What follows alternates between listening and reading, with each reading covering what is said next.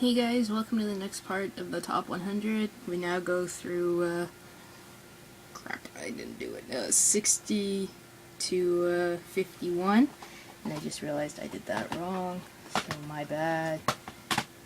I'm so bad, I screw up on my videos all the time, but who cares, right?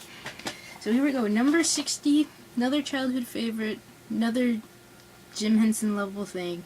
I don't think I need too much explanation for this, and this, of course, is 1979's The Muppet Movie. Do I really need any explanation? No, I don't. I love The Muppets. I love that song, The Rainbow Connection, which was nominated for Best Song and should have won. I have a clip somewhere on YouTube. I have to find it. I didn't favorite of Kermit singing at the Oscars, which is the highlight of my life right there.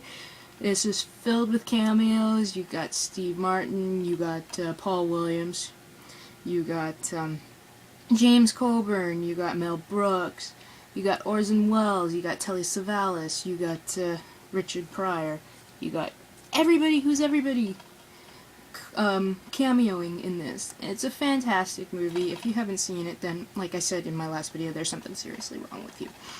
So there we go. And this one is directed by James Frawley, I think that's how I pronounce it. And this was the first, of course, The Muppet Movie being the first theatrical film for the Muppets, and not the last. So there we go, 1979's The Muppet Movie.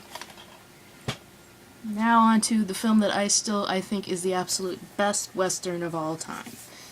And my sentiment might be shared with a lot, or this could be in your top 5 or 10 or so on and so forth. And that, of course, is 1994's, if I am right. I'm pretty sure it came out in either 94 or 95, whichever. That, of course, is Tombstone. This movie is fucking fantastic. The cast is great. I'm probably one of the many people who think Val Kilmer was robbed of an Oscar nomination for his performance as Doc Holliday. He was absolutely fantastic. And Kurt Russell and Bill Paxton and Sam Elliott. And this is another film with a ton of people. It was awesome to see Michael Biehn in something else, and he was awesome in this. You have Powers Booth. You have a cameo of Charlton Heston. You have tons and tons of people in this movie. Oh, good. And the guy who directed this, George P. I can't really pronounce his last name, but hopefully you can see it. He directed Cobra. He directed the second Rambo film.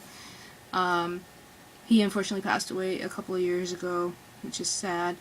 But yeah, this is his. I think this is his best film. And one thing I loved about this film was the narration, which is done by one of my all-time favorite actors, Robert Mitchum. But yeah, if you haven't seen this, you're in for a treat. Even if you don't like westerns, this is a fantastic movie. It was one of the best of the 90s. And this is also why Wyatt Earp with Kevin Costner never took off. I tried watching Wyatt Earp, and of course, it dealt with the problem of coming out after this. So people had seen this, and then they see Wyatt Earp, and they're like, what the fuck? So yeah, number 59, Tombstone. So 58, I have to show off the double feature set because I do not have this on it.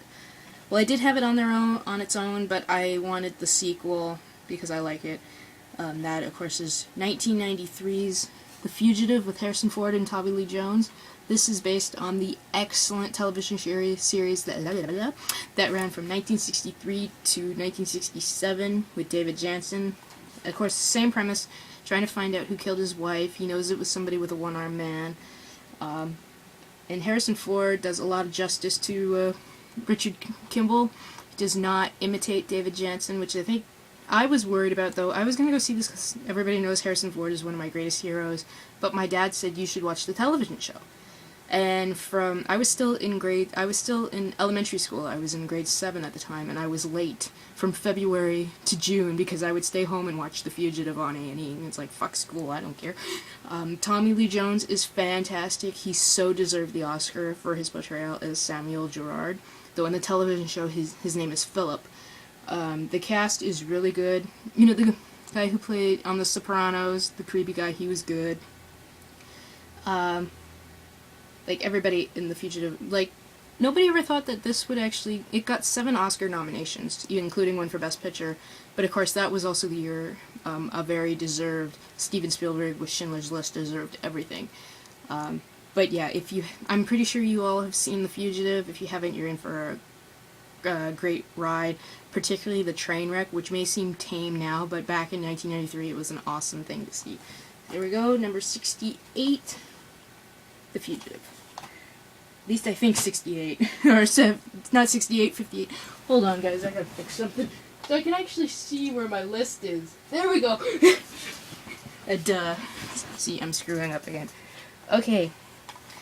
57. There we go. It's a movie I didn't expect to love as much as I do, though I love the cast and I love the director. I just thought this was an absolute fantastic movie, and one of Clint Eastwood's best. That, of course, is 2004's $1 Million Baby. I love the fact that they gave you the total left turn at the end. I know a lot of people didn't care for that, but I thought, you know what, it works. I thought Hilary Swank, my god, she is one fantastic actress. She so deserved the Oscar nod for this. Deserved it, because she won it, actually.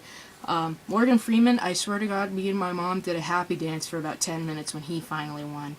Though I think we can all agree he deserved it for Shawshank Redemption, but of course, his character as Scraps in the film, he was fantastic, especially when he puts that the black boxer in place. That's actually the scene they showed at the Oscars.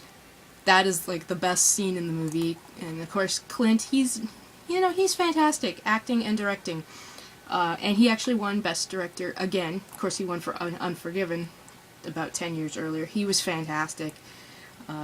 Both my mom and I just loved this, and it was funny because spoilers, that moment in the church when he's basically told by Maggie that she doesn't want to live. She's done what she wanted. She wants to be basically helped commit suicide, and he can't do it.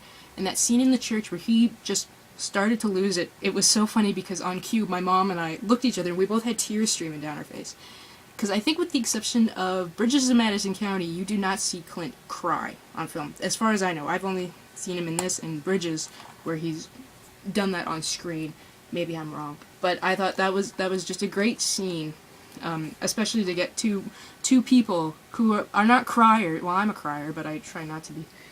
But who actually start just because he's doing it, because we're so in tune with the story. But yeah, it's fantastic. It's got great music, and great everything. So deserved all the Oscars that it got. So there we go, number 57, $1 Million Baby. And I had to put a bookmark here because I don't have this movie. Well, I do have Wall-E, but the movie that's number 56 I don't have because I haven't been able to find it. And it's one of my favorite Jimmy Stewart movies, and that, of course, is 1939's Mr. Smith Goes to Washington. I love that movie. To me, it's one of Frank Capra's best, if not the best film. And Jimmy Stewart was so robbed of an Oscar, like his speech at the end of the film before he passes out. That should have won him the Oscar. And even the Academy noticed they did a flub because the next year he won Best Supporting Actress Best Supporting Actor, my bad, for The Philadelphia Story. So, but yeah, probably one of the few really classic films on my top 100. But it is a fantastic film. Some people from my generation might find it boring, but if you were like me and raised on old-time actors, like I watched Casablanca when I was 14 and I thought it was fantastic, so. But if you haven't seen it, I so recommend it. It's one of Jimmy Stewart's best performances. So there we go. 56, Frank Capra's Mr. Smith Goes to Washington. So, 55, I shouldn't be showing this because he got arrested, but I don't care. This is one of my favorite movies, and that, of course, is 1997's Face Off with John Woo. This is, you could technically call it the Hollywood remake of his own film, The Killer, which is so superior. But I had so much fun with this. It was so over the top. But I loved the gunplay in the film. I loved that weird concept of taking somebody's face and putting it on their own. And this was also my intro to John Woo films, so yeah. Great supporting cast. Great everything. Great. I can't. Well, we all know the story for this, so I can't go any further. So there we go. Number 55, Face Off. And another one I'm gonna get looked at because it, like Lord of the Rings, two films are missing actually, but and y'all already know which one is my favorite, but this one's on the list. Number 54, 1981's Raiders of the Lost Ark, directed by Steven Spielberg. I can't really say too much about this because we all know the story. It's fantastic. Steven Spielberg is God to a lot of us, just for this series alone. Harrison Ford is fantastic as Indy. I mean, we can see, I can't even think of anything to say because we all know the story, we all know our feelings towards this. It's one of the best films ever made. But I think you already know which one is my absolute favorite, and it's higher up on the list, so bite me. Again, my list, my choices. But if you haven't seen this, there is seriously something wrong with you. You've had 30 years to check this out, and you haven't. There's something seriously wrong. So there we go, 1981's Raiders of the Lost Ark. And another one where a sequel is higher up, but that doesn't mean this one isn't as great. It's just the second one is a little bit better. That, of course, is 1984's The Terminator, directed by James Cameron. And, of course, this is number 54. Again, like Raiders, can't say too much about this. It's fantastic. Love the premise of a robot that looks human, that can blend in anywhere. It's fantastic. Great music by Brad. Never been able to say his name, but you know who I'm talking about. He did the score to the second one, which is so superior. Though this one is, it's just as great. You can go on and on and on. But yeah, everything about this movie is fantastic. It's it's one of James Cameron's best. So I'll move on. That is 54's, or 53, my bad, The Terminator. And like what Jamie just said about the Fright Night remake, of how pissed off she is about it, and she has no desire to go see that, that means more David Tennant for me. Yay! I feel the same towards this particular film. I refuse to watch it. Though I've had ample of opportunity to rent it, I'm like, no, I am not touching the fucking thing with a 100-foot pole. That, of course, is 1976's The Omen, directed by Richard Donner. I will not see the remake. I absolutely fucking refuse to. Because, like what Jamie said about Fright Night, it's true about The Omen. This is a lot more superior in that. Gregory Peck is fantastic. So is Lee Remick, David Warner, Billy Whitelaw. The score, particularly by Jerry Goldsmith, it would just give you fucking chills up and down your spine. The edit, everything about this is fantastic. And it's got some really great death scenes that you can't ever do any again because they were so shocking back in '76. Directed by Richard Donner. This was his first directorial debut, and it was fantastic, but not as fantastic as his next few films. Like this number, so not much more I can say. Just fuck the remake. Go watch the original. You won't regret it. So of course, number 52, The Omen. And number 51. I said 6. Did I say 6? I meant 51. 52 for that. If I said 62, I'm sorry. So number 51, I was like, yeah, I'm there. Because, as we know, I love Spielberg, I love Leonardo DiCaprio, and I love Tom Hanks. So you already know what that is. That's 2002's Catch Me If You Can. I thought this was very comedic. Like, it's more, I don't know if you call it comedy or drama, or just straight down the middle, both. But I always loved this one, because it's about time DiCaprio did a film with Spielberg, and so, unfortunately this is the only one. I hope they do another film again. This was so much fun. Has a great supporting cast. You have Christopher Walken, you have Martin Sheen, and I think if I'm right, correct me if I'm wrong, but I'm pretty sure one of the actresses in this is Amy Adams. I think. I am really not sure. Or it's somebody else I'm thinking of. I got to see this in the theater with my dad. It was fun. Because, like I said, Spielberg is one of my greatest heroes, and it was awesome to see these two actors.